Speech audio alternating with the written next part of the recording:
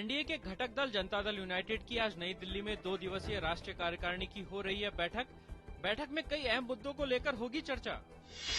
Germany की 3 दिन की सफल यात्रा के बाद प्रधानमंत्री डॉक्टर मनमोहन सिंह स्वदेश लौटे। उनकी यात्रा के दौरान भारत और जर्मनी ने द्विपक्षीय सहयोग को बढ़ाने के मकसद से शिक्षा, शोध, ग्रीन एनर्जी और कई अहम क्षेत्रों में सहयोग के समझौतों पर किए हस्ताक्षर। महाराष्ट्र के गढ़चिरौली में सुरक्षा बलों और नक्सलियों के बीच हुई मुठभेड़ में 4 नक्सलियों और 2 अन्य लोगों सहित एक पुलिस जवान की मौत। एक सूचना के आधार पर सुरक्षा बलों ने धनोरा तालुका के सिंधेसुर जंगल इलाके में घेराबंदी की।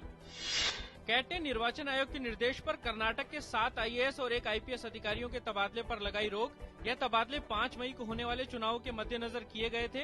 इन अधिकारियों की याचिका में तबादलों को चुनौती दी गई थी।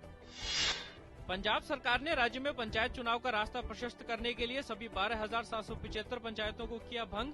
राज्य के पंचायत मंत्री सुरजीत सिंह राखड़ा ने बताया कि पंचायत चुनाव की प्रक्रिया 31 मई तक हो जाएगी पूरी।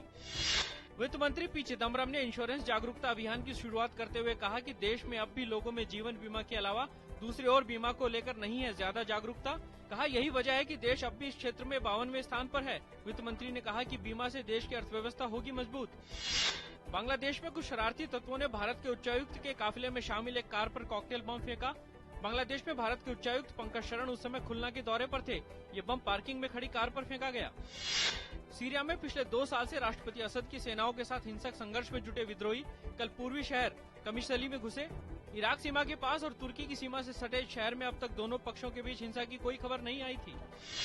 आज बैसाखी का पर्व, देश भर में इस त्योहार को लेकर काफी धूम।